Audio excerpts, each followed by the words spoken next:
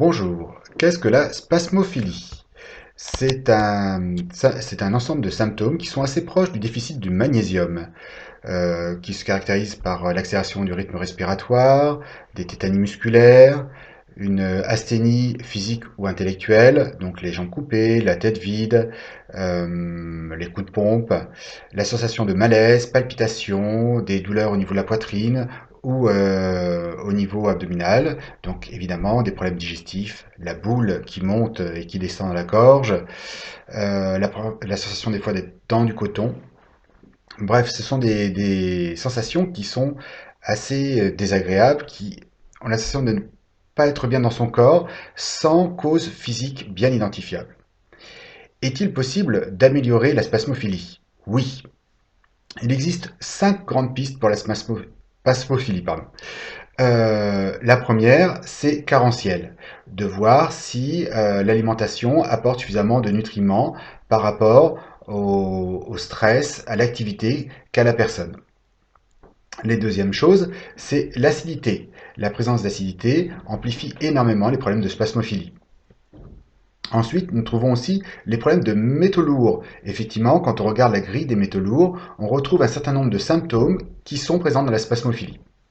Ensuite, nous avons les intolérances alimentaires, surtout si les troubles digestifs sont très présents.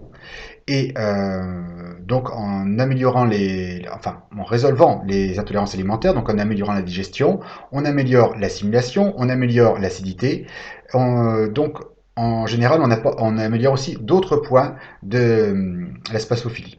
Le dernier point sur la spasmophilie, c'est le travail personnel. En effet, beaucoup de personnes souffrant de spasmophilie sont souvent des femmes, souvent jeunes, mais aussi des personnes qui ont vécu à un moment ou à un autre de leur vie un traumatisme qui n'a pas été totalement guéri, qui n'a pas été totalement résolu.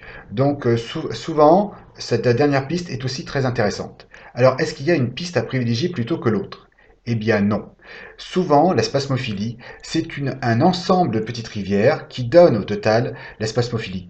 Quand j'arrive à retirer le stress de ma vie, eh bien souvent, j'ai moins de symptômes. Quand mon alimentation est suffisante, j'ai moins de symptômes. Mais à chaque fois, on descend, on descend, on descend, et une vie confortable se fait en accumulant ces différentes sources. Des fois, certaines spasmophiles sont vraiment très très nettes. C'est une cause, un effet, mais franchement, c'est plutôt rare. Je vous invite, si vous le désirez, à regarder mon site qui est tétard.com et sur lequel vous trouverez, je mettrai le lien en dessous, un lien vers un questionnaire qui est le questionnaire métaux lourds et qui est assez proche du questionnaire spasmophile pour voir si oui ou non vous êtes concerné par la spasmophilie et si oui ou non vous avez encore une marge de manœuvre si vous êtes spasmophile, que vous suivez un traitement mais qui n'est pas encore satisfaisant. Voilà, c'était Stéphane Tétard, naturopathe, spécialisé dans la fatigue chronique, les intolérances alimentaires et les métaux lourds. Et je vous dis à très bientôt pour une autre vidéo. Au revoir!